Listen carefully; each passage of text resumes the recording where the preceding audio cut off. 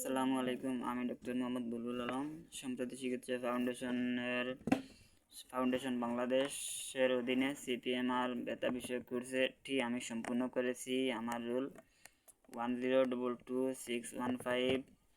প্রথমে আমি ধন্যবাদ জানাই ডক্টর শরীফ হৃদয় স্যারকে, কারণ যিনি অত্যন্ত আন্তরিকতার সাথে আমাদের সম্পূর্ণ কোর্সটি করেছেন।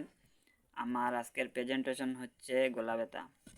গলা ব্যথা কি? গলা ব্যথা হলো গলার ভিতরে ব্যথা, জ্বালা, ফুসফুসে অনুভূতি বা গিলতে কষ্ট হওয়াকে গলা ব্যথা বলে। এটি নিজে কোনো রোগ নয়, বরং বিভিন্ন রোগ বা সমস্যার একটি লক্ষণ। সাধারণত ভাইরাস বা ব্যাকটেরিয়াল সংক্রমণ, ঠান্ডা লাগা, ধুলোবালি, ধোঁয়া, ধূমপান, অতিরিক্ত কথা বলা, অ্যাসিড রিফ্লাক্স, অ্যালার্জির কারণে গলার ভেতরে মিউকুসা প্রদাহগ্রস্ত হলে গলায় ব্যথা অনুভূত হয়।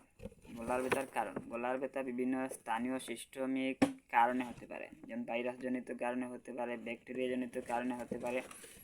ভাইরাসজনিত কারণে গলা ব্যথা হলে সাধারণত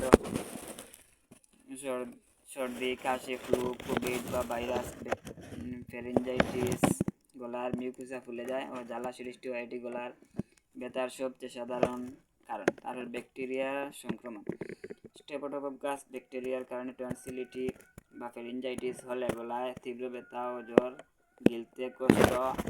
গিলতে কষ্ট হয়। তাহলে ঠান্ডা লাগা ও তাপমাত্রার কারণে গলা ব্যথা হতে পারে। গলা ব্যথার লক্ষণ: গলায় ব্যথা ও জ্বালা অনুভূতি, ফুসফুসে ভাব, গলা শুকিয়ে যাওয়া, কথা বলতে অস্বস্তি, গিলতে সমস্যা, কণ্ঠস্বর পরিবর্তন।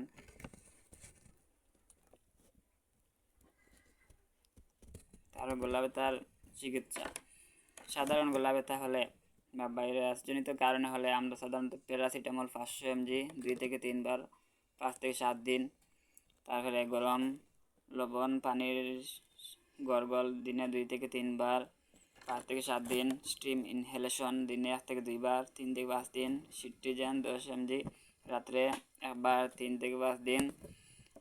টনসিলাইটিসের কারণে গলা ব্যথা হলে অ্যামোক্সিসিলিন 500 mg দিনে 3 বার 7 থেকে 10 দিন, অথবা এজিথ্রোমাইসিন 500 mg দিনে একবার। তারপরে প্যারাসিটামল 500 mg 2 থেকে 3 বার 5 থেকে 7 দিন। তারপরে এই গ্যাস্ট্রিকের কারণে অনেক সময় গলা ব্যথা হতে পারে। অ্যাসিড রিফ্লাক্স জনিত কারণেও গলা ব্যথা হতে পারে। এজন্য আমরা অমিপ্রাজল 20 mg দিনে একবার সকালে খালি পেটে 14 দিন খেতে হবে। অ্যান্টাসিড সিরাপ 10 ml দিনে 2 বার 7 দিন।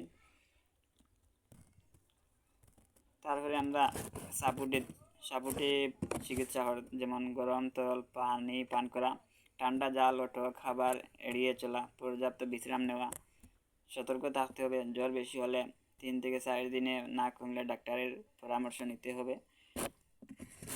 ধন্যবাদ। আসসালামু আলাইকুম।